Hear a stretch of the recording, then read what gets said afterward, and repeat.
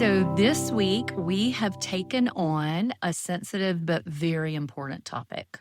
You can say that again for sure. We are talking to Sam Jolman, who is a counselor based in Colorado, about his new book, The Sex Talk You Never Got. I really love that title for a book, particularly on this topic, because a lot of books that I've had occasion to read that are about challenges with sexuality or brokenness in sexuality, a lot of them you're kind of almost embarrassed to be holding or to say, yeah, I'm reading this book, because they're sort of aimed as if there's just a dark side and that's all there is. And I like the way he frames this topic, because he's basically saying, can't we all relate in some way to not having been given good guidance about what sex is or what it should be? Newsflash, every human being is sexual and no one wants to talk about it.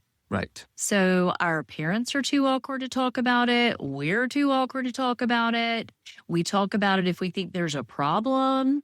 And so, yeah, it feels like a really important thing to normalize that we all have stories around how we learned about sex, how we engage with our own bodies as sexual bodies. And what we don't realize is we're ceding the territory. We're giving up ground to the rest of the culture by sort of putting this kind of on a shelf or saying certain things about it, messaging it certain ways. People are going to get their information from other sources, and they're doing so. And a lot of that source has been, we were reading just a good article in the Atlantic recently talking about pornography is what has educated people. It has educated a generation, and that's something that we will take on later. But right now, we are just thrilled to have a conversation for you guys on a topic that is really hard to talk about. Welcome to Surviving Saturday, a podcast about holding on to hope in the midst of life's difficulties, disappointments, and dark seasons. Times like that remind us of the agony and despair the followers of Jesus felt on the Saturday of Easter weekend, in between the Friday on which he was crucified and the Sunday on which he rose from the dead. That Sunday forever changed the way that humans can relate to God. But what does it look like to be honest about the very real pain we experience in the in-between? To fervently cling to hope in the God who promised us his peace and his presence, at times when he feels distant or even cruel. I'm Wendy Osborne, a licensed counselor in Charlotte, North Carolina. And I'm her husband, Chris, a marriage mediator, conflict resolution coach, and trauma-informed storywork coach. Join us each episode for authentic conversations about how life not turning out as we'd expected has created the contextual soil for the growth of a tenacious hope in the resurrection and in a God who is still making all things new. Welcome back. We are here today with author and counselor Sam Jolman. Hi, Sam. Hi. Good to be with you both, Wendy and Chris. You too. I would love it if you would introduce yourself. Like, we're here to talk about your new book. So tell us the title and then tell us who you are. Yes. The Sex Talk You Never Got is the title of the book. And in some ways that reveals part of who I am right from the word go. The journey into sexuality is certainly part of my story, as it is for all of us, right? What do you do with this part of you that awakens in life? But I like to say I'm a lover, I'm a father, I'm a therapist, and now an author. Kind of in that order. I'm a lover of Jesus and have been since probably mid-high school when I was moved by God. Yeah, more than just the intellectual assent, really felt taken by him and with my own experiences of awe. And I'm a lover to my wife of 22 years. And we've very much grown up together into our journey of our stories and our sexuality. And I'm a father to 3 boys who are coming of age, which was part of the compelling to write a book, to have something to say to them. What ages? What ages are they? They're 13, 11, and 8. Oh, you're in the thick of it then. Yeah, we're in it. And it's really good and redemptive. And of course, also overwhelming to walk the next generation into sexuality. And I'm a therapist of 20 years and now an author as well. I thought in the beginning you were going to say, and I don't know if this would be a cultural reference that you'll get or not age-wise, but especially say I'm a lover, not a fighter. Yeah. The old Michael Jackson, Paul McCartney song. Oh, yes. He says, Paul, I think I told you, I'm a lover, not a fighter. That was our youth. That was our youth. Yes. Yes. Yeah, we grew up together. We met in that awkward stage of adolescence, 13, 14. Yeah. Oh, that's so cool. Yeah. Okay, so why did you write the book? Other than your sons were coming of age and you needed something to tell them, but what else led you to write this? As a therapist, there's these, as I'm sure you experience, there's these places when you sit with people and you hear just the same themes that come back to you, or the same place.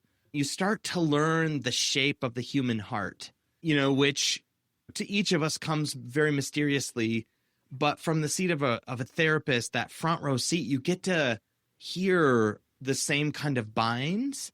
And I was finding that as I was sitting with men, there was a struggle. It felt like the only way they could think about their sexuality as I'm being careful or I'm not sinning. Yes. So just like I'm doing okay. And especially in the church and growing up in the church, this sense of I'm not screwing up. And that was like, you're good, right? They're coming in expecting a sense of shame, and you're going to have these categories of ways that you think about me, and you're wondering what I'm up to. And just so you know, I'm behaving or I'm not behaving. And then the instant sense of shame and the bravery of the confession and now what? And I'm going to do better. That kind of scolded boy, shamed boy state. And I found, that's an important category, right? Sure. What you're doing with your sexuality. Sure. Jesus certainly talks about lust and objectification, but what about the rest of actually seeing this as like an integrated part of your life and that it actually can be a gift? Yes. That you being a lover in the world is actually a good thing.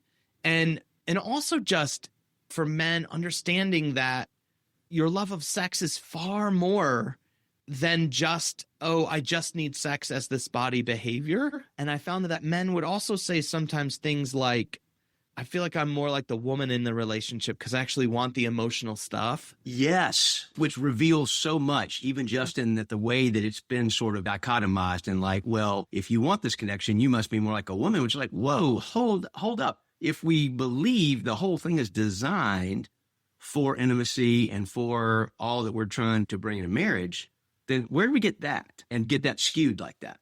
And like, why does a man have to come in almost apologetic or like, right? Yes. Like just, don't tell anybody, but I actually I like relationship and I want to talk with my wife and I want the emotional stuff and I want romance. And right. Now I'm curious, was there any, you talk about, having this experience with clients you're sitting with, that made me think of a couple of things. One, was there any particular demographic, or would you say this was something that was age agnostic? Like, any man sitting with you would have some variant of this kind of confusion or like inhospitability to the topic, sort of like shrouded with shame and thinking about it in terms of a prevention of my danger kind of thing. Yeah, I think I would say it's across the board. Yeah. All men that I sit with, but the difference being the younger men now of this generation, there's a little more, what would I say? The struggle with pornography, right? Online pornography is just a little more, there's a little more freedom for them to talk about it. Okay. There's a little more, sexuality isn't quite as faux pas. It's not, it's not taboo as much. And there's some comfort. There's been some breaking with, to some degree, some of the purity culture messages that definitely steeped. We were in high school in the 80s and college in late 80s, early 90s. And we were maybe, a little ahead of that. Some of it got worse and weirder after we were there. But the messaging of your sexuality to me as a man is dangerous and it's fire and you're going to burn like a fire. And, but it's better to marry than to burn. And there's no concept, but it was hard to internalize amidst those messages of shame and fear and the damage you could do. Hard to internalize this is a good gift. Steward it, and don't be ashamed of the fact that you have a bodily organ that gets an erection. That's a good thing. this is all of you is good, at least from the male side. What would you say on the female side, Lynn? Yeah, it was all about that's dirty. Don't get pregnant. Guys will stare at your body. Like, it was very scary in presentation. Like, periods weren't discussed. Sex wasn't ever mentioned in my home. Like, I think people didn't know what to do with it. But one thing that struck me near the beginning of the book that I wanted to ask you about is I often feel that when I read the Genesis story and they were naked and now they're ashamed of it. And so what does God have to do? Conduct the first sacrifice to get clothes on the people. And I'm like, it's always confused me a little. Yes. They were blessed naked, like, so talk about that a little. Yeah. The idea, it comes across, and it always has come across to me of, again, their bodies are shameful now. And so they needed to be covered up. And as I say in the book, I actually think after looking more thoroughly at the story that there was an intent to soothe more in the gift of clothing, and in the sense that glorious things in the Bible are the things that get covered, not shameful things. Oh, that's a great It's a really good point. Like So, the temple and the tabernacle and stuff. Yes, right, exactly. The Holy of Holies gets covered. Moses' face when it's glowing. That's paradigm shifting. Yeah. That is absolutely paradigm shifting, dude. To me, I was like, oh my gosh, this isn't about your sexuality is dirty or, oh, it's shameful and you need to be scared of it or just don't talk about it. But that actually there was something around life after the fall. I think it was just too much to bear, right? The naked glory of the human body, as was true with Moses. They said, please cover your face. It's too much. We can't bear it. Yeah. We can't bear it. The glory fatigue or overwhelm. Yeah. Yeah, like when the Shekinah glory shows up. We used to hear Tim Keller talk about the Shekinah glory of God. Do not underestimate. This is weighty. This is It's why all the angels had to say, hey, don't be afraid. I'm here. And they're like, whoa, no, oh, thank you, Hallmark card. And I think that's actually the best way. The healthiest goal of our sexuality is that we can hold it with a kind of awe, which is both this kind of pleasure and reverence. Yes. That it's not to be discarded and treated cheaply like pornography or hookup culture, but it's also not to be terrifying that we just scared and we can't talk about it and need to put it over here. That's meant to be, as you said, that thing that both leaves us a little bit knee shaking, but draws us to want to move towards it.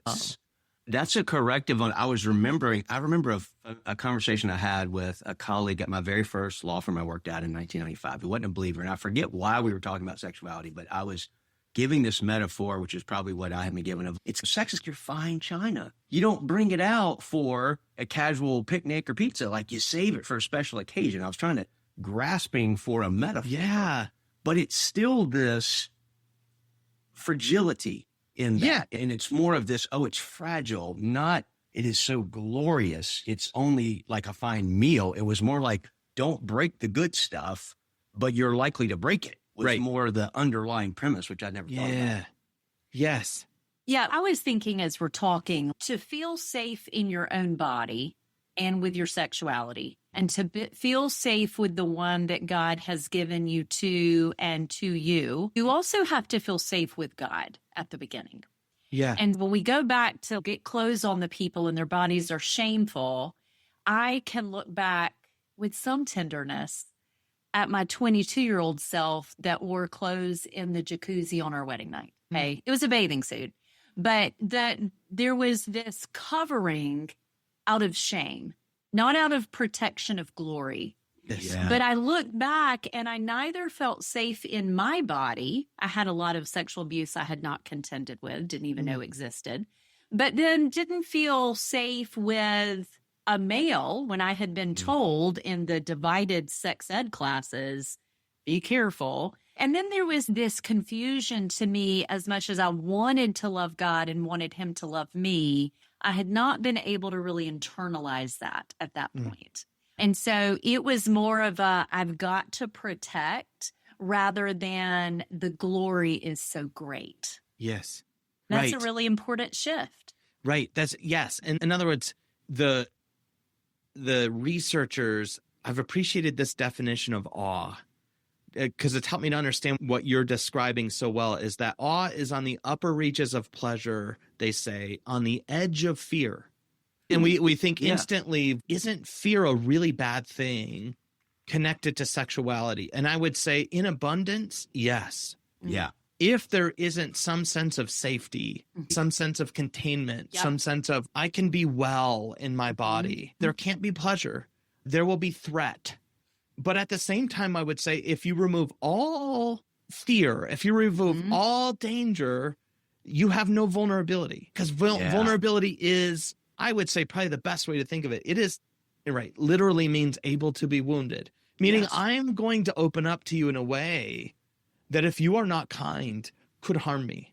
And so something's on the line, but I'm not in a state of threat, right? And what you've named well is if you haven't addressed what are the things that have brought shame or brought fear or brought harm to my sexuality, you can't both be well with your own body or with the pleasure of somebody enjoying, right? Unveiling your body to them. Somebody got me thinking about this differently recently as well, in saying, and this was speaking to a group of men actually at a Samson event, where the message was, hey, men with our sexuality, with the genitalia we have, it is externalized. It is outside us.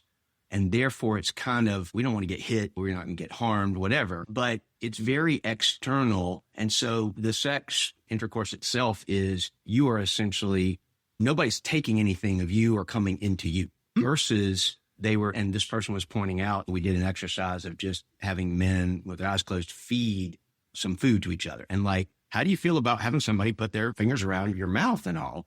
And we're like, ooh, that's a lot. Like some guys' hands are, and then they're like, yes, but what does a woman asked to do in the Sexual Intercourse Act? It's to take somebody, the body parts doing their job, but feel how invasive that could be if you don't hold that reverently, if you don't realize that in and of itself is a bigger deal. And we don't consider it that way. And it also, the person was making the point of women, because of the way that biology works, have to be more in tune with their body and what are its rhythms and what are its cycles and how does it work. And we don't get that as men. We don't get any sort of, you need to tend to this part of your body, manage it well, steward it well. Talk about that a little bit. You feel that dynamic kind of comes into play. Yeah, I think you're naming well, what does it mean for a woman to receive? And you're naming that invitation into the body, right, for a woman. And we got people blushing already, by the way, in the listening audience already, but it's okay, folks. We're going to get through this. And I got, you're naming well, there's a vulnerability to that experience. I would say for a man, there's something around the obviousness of his arousal that can feel like exposure. Yes. If that's you are so not brilliant. Integrated with, I'm well. It can feel like, see, it's the enemy. Yes. I can't hide it. That's a good point. Whereas actually with what nobody I felt like prepared us for either is, you won't necessarily know with a woman one way or the other without communication, without verbal naming of, yes, that's good. No, that's not. It does not that the body doesn't respond, but it's a whole different process. And that they told us maybe a little bit, the slow burn versus the we heat up right away. But again, that was said with a pejorative aspect, with sort of a, you're bad, you're ready to go anytime with anything. So you're actually dangerous, again, was the message I got, as opposed to takes a woman a while, needs to be cared for. Yeah. And, that there was a little judgment I felt in that. We were even reading something the other night that made us laugh. Just, it takes us into this place of sex and sexuality are for the man, and the woman will endure at best, maybe occasionally enjoy. And we were both taught in middle school that even in conception, it's the fastest sperm that wins. Right. He's going to go and find an egg. So even as a woman, it's the thing's going to be done to me, but really it's the egg who chooses, and she'll take out the sperm she doesn't want. Right. Which would have made a lot of difference. It totally changes the game when you're like, that egg is the power. Actually, exactly. She's the queen. And I think that's new research. Like, at least I've come across it within the last year, that the research about actually the egg's participation in that. Yes. And I think you're naming well, right? Already you're describing a sexual narrative that's being brought to us, right? Which is, it's immodest if you are a woman who has sexual desire and doesn't take a more passive role. And something's wrong with you as a man if you don't always just want sex and aren't always just ready. And if you actually want engagement or relationship, or if you're the receiver of advancement, right, as a man, right? Or if you're the initiator as a woman, that can start to feel like unmasculine or unfeminine in some way, right? And even there, right, are the stories that are brought upon our sexuality that shape us and narrate how we relate with our bodies. Okay, so another thing I'm curious about is the way that sex can become a power struggle. Okay, so you mentioned, I think, in a job out of college, you were, I don't know, working on the roof. I don't know, you were up high. And there were men who were commenting on women's bodies. And you noticed it was not the awe that you spoke of a minute ago. It was dissection or dismemberment. And they were acquainted with particular parts of the female anatomy and felt as if they had the right or the authority to rate it as she went past. And you also talk in the book about consent. And it not being even to be dumbed down as permission, but it is an invitation. And if a woman cannot authentically and enthusiastically assure a yes, then her no is meaningless. I don't know if you put it that way, but the intersection of those, because this comes up a lot. I see teens and adults. I see kids too, but these conversations don't happen with the kids. But with teens, they come up a lot. And they do with adults as well in my room. So I think I would just love for you to talk a little bit about this idea of sex being about power over a body and where consent comes in, wherever that might take you.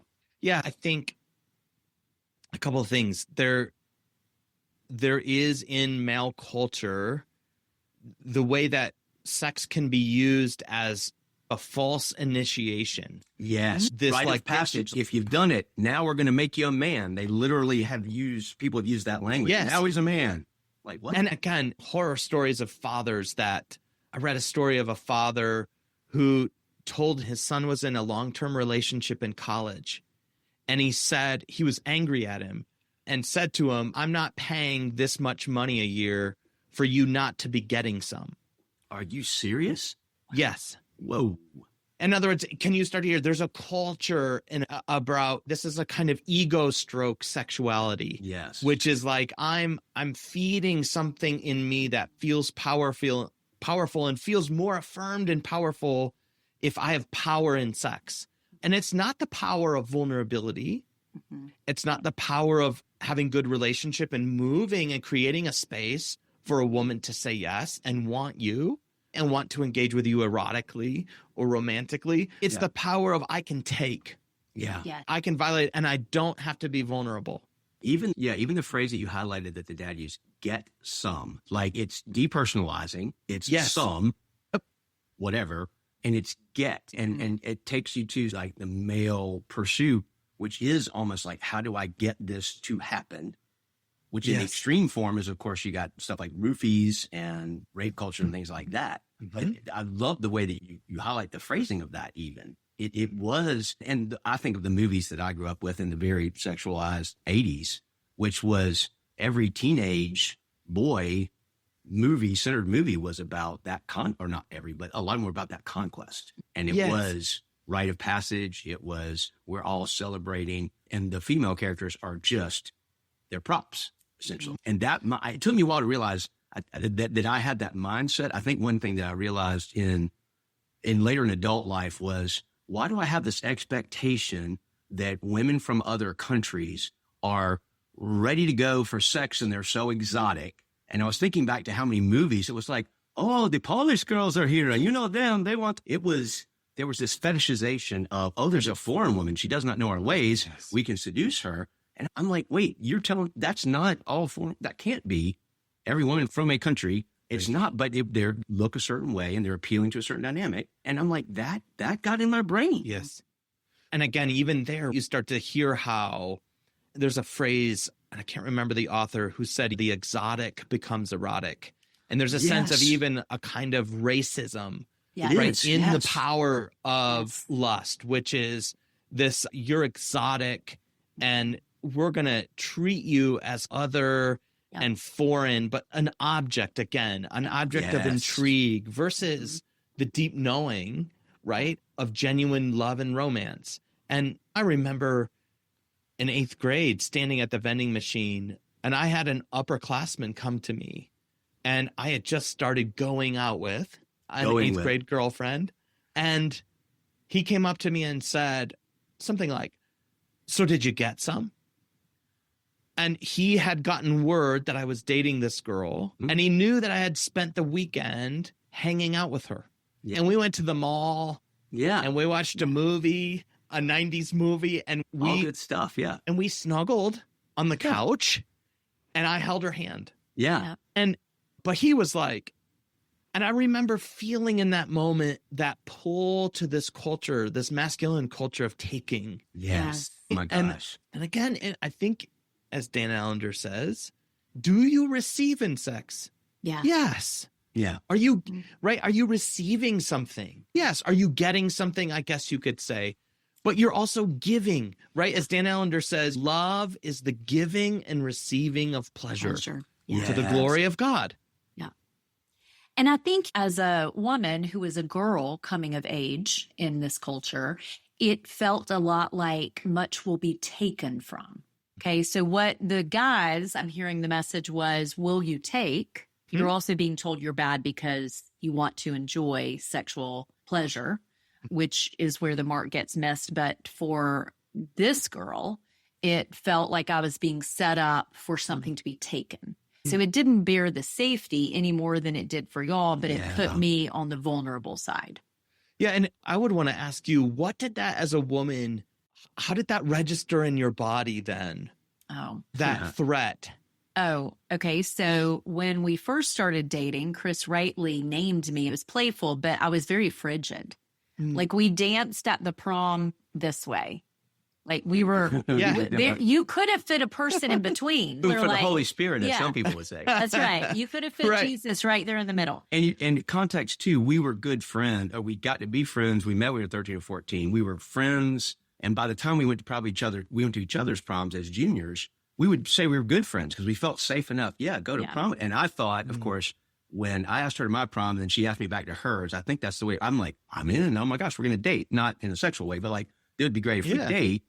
And then, so when we went from being friends and having this intimacy and laughter and all to actually dating, I'm thinking that's the only part we haven't had because we get along so well. We're such good friends. Now we're going to kiss and snuggle and not necessarily, again, we were both trying to wait for marriage and all, but I was expecting now we're going to hug and kiss and that's going to be a defining feature, but it didn't come real easily. It took a while. Yeah. So I would say it showed up in my body. My body was very contained. So my body would not emit tears.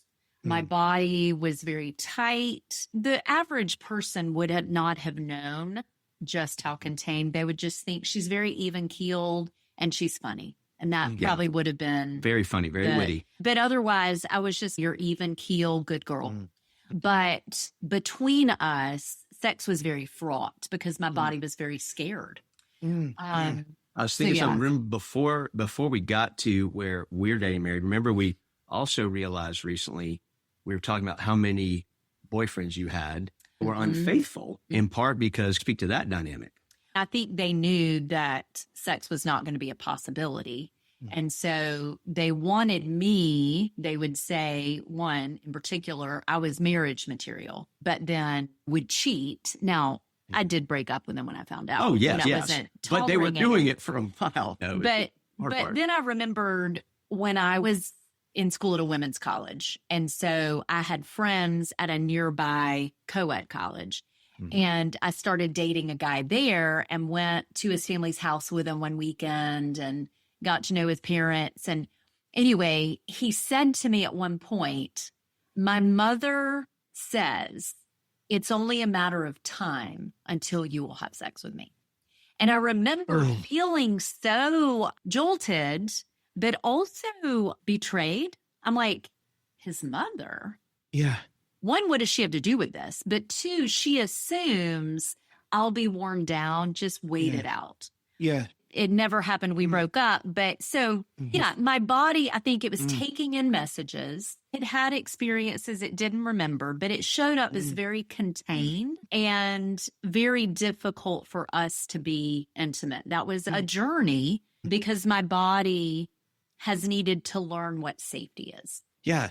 My goodness, you made it as an aside. We ended up breaking up, but like you're just marking the need to be guarded. Yes. So powerfully by saying contained, right? And again, back to that sense of how important safety is. Yeah. To be able to relax into your body out of hypervigilance.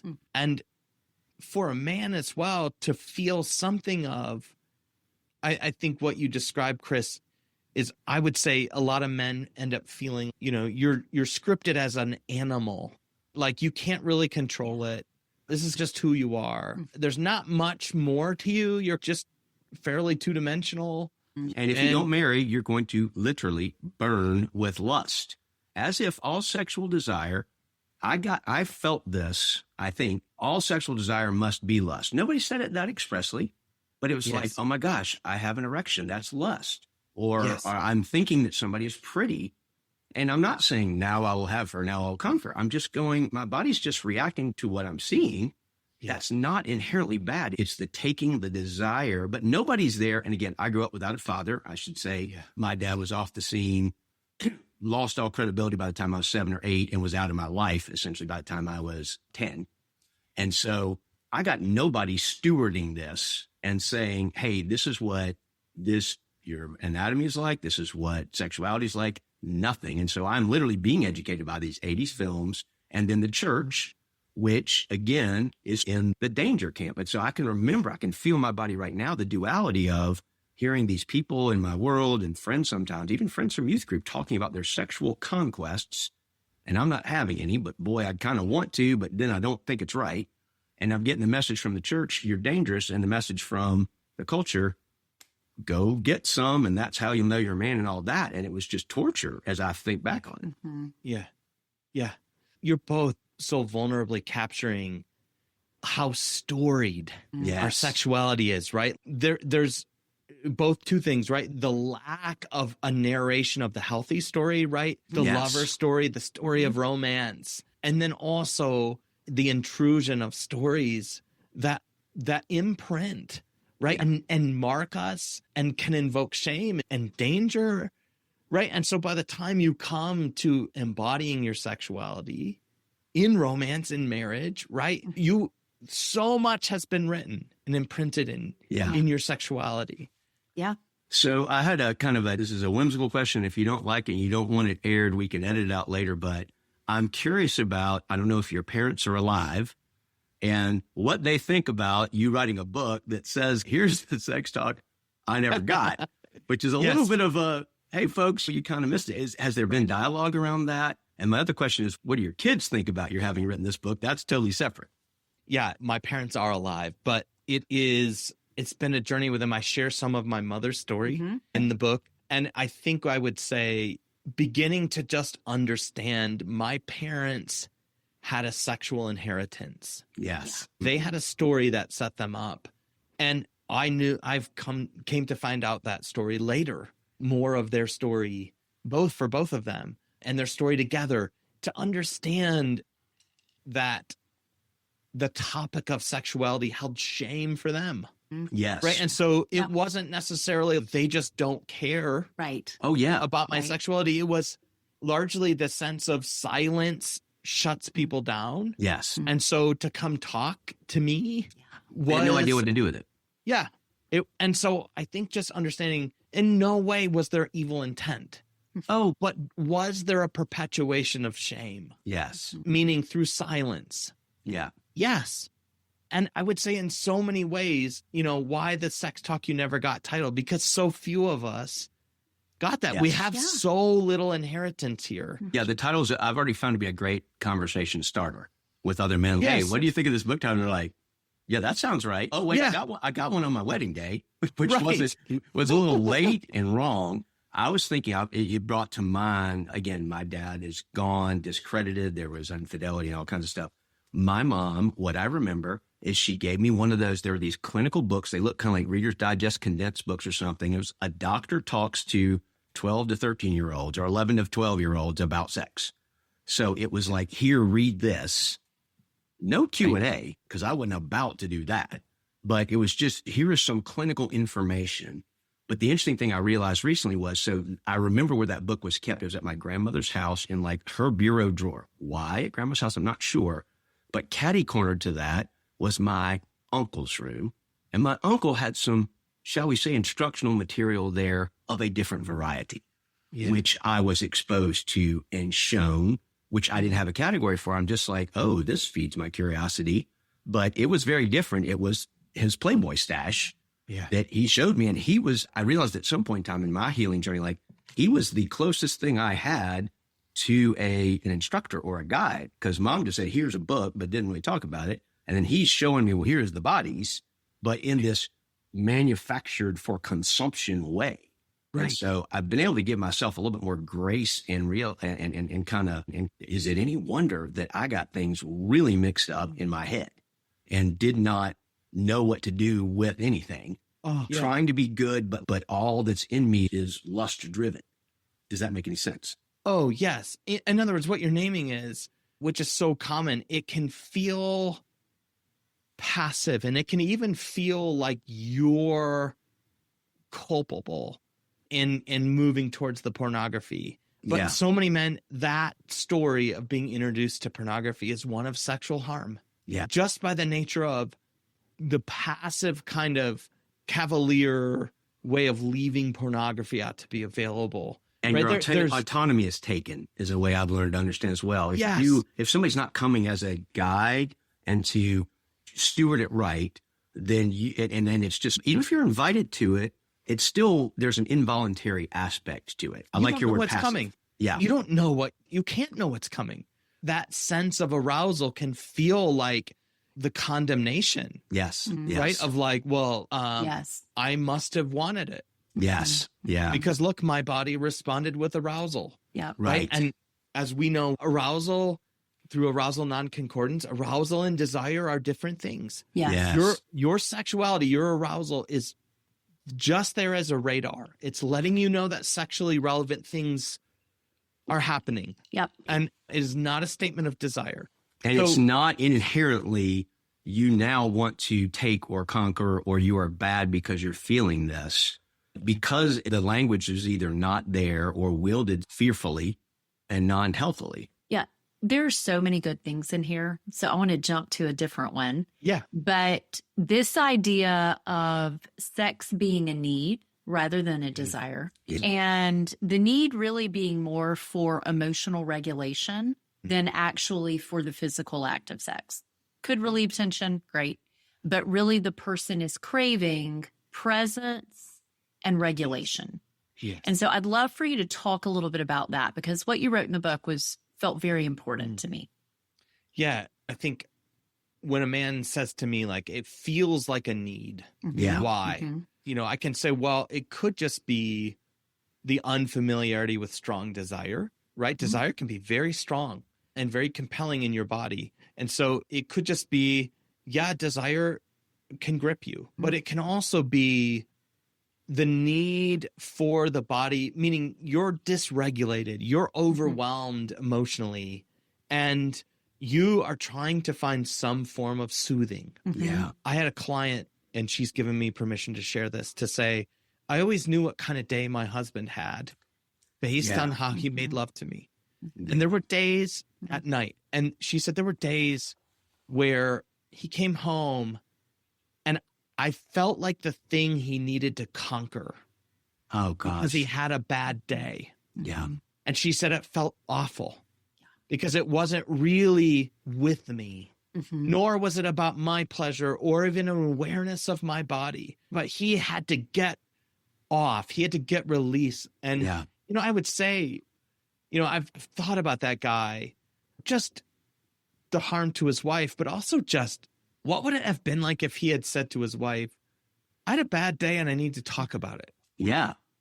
I'm not doing well. Yeah. Can you give me some care that you are voluntarily participating in and give me attunement? But again, you're in territory of, I think, where some of the sexualized socialization that we got as men, that feeling stuff, that's for girls. What are you, a girl? You have these soft feelings. I know I got that message, and I was a sensitive, kind of tender kid at times. But the messaging is toughen up, man up, to use a phrase. Right. It's right. Exactly. Like you are being needy or weak, right? If you can't handle your day. I think it's author Sue Johnson who writes on adult attachment. And she says something like, I have compassion on men who when a couple comes in and it says it, the man says, or the wife says, it feels like you only just want sex. And she says something like, I would too, if the only place I was allowed to get touch was the football field or sex. Yeah.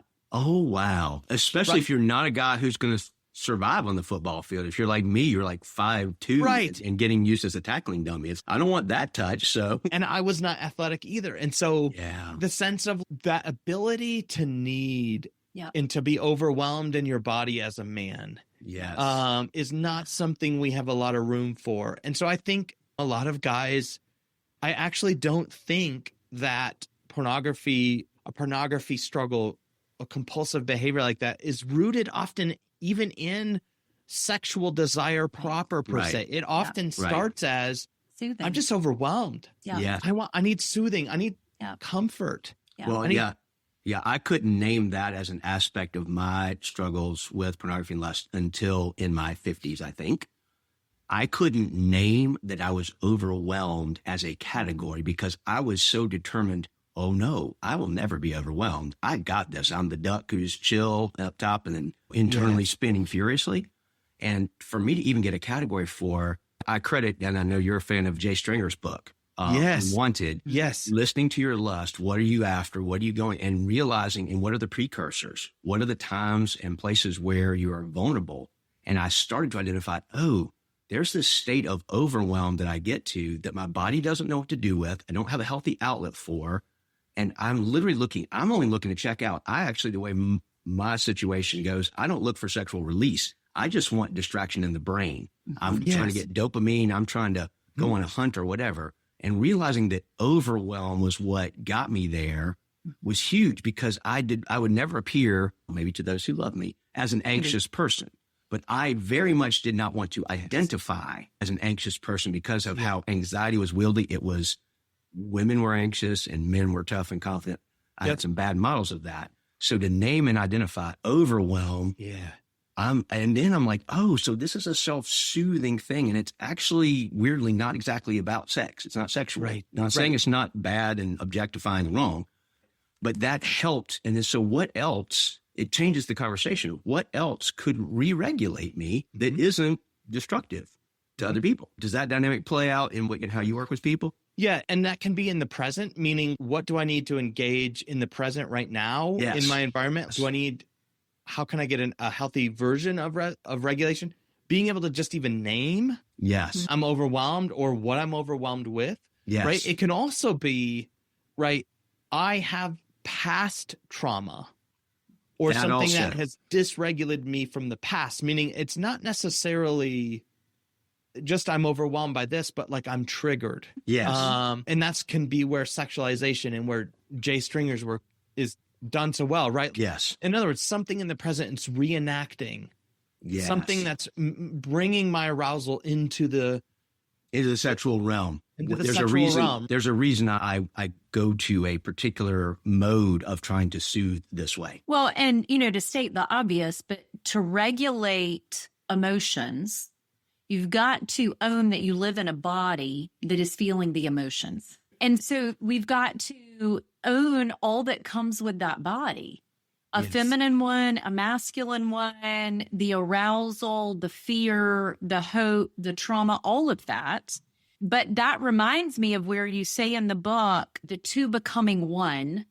And we got some of that wrong. Yes. and Yes. that there have to be two selves that can come together, Right. even in the idea of co-regulation. If Yes. I need Chris to help regulate me, I have to admit I'm in a body that needs care. And his body can offer something, whether it's a hand on my shoulder or rubbing my back or taking a walk with me or sex, but that there is a way that two bodies can regulate each other. Yes. So I think it's Stephen Porges, I think I'm pronouncing his name, Yeah. who was the guy who discovered polyvagal theory, which is the theory of how the body regulates itself, how it processes danger and threat, and how it soothes and comes down from those states.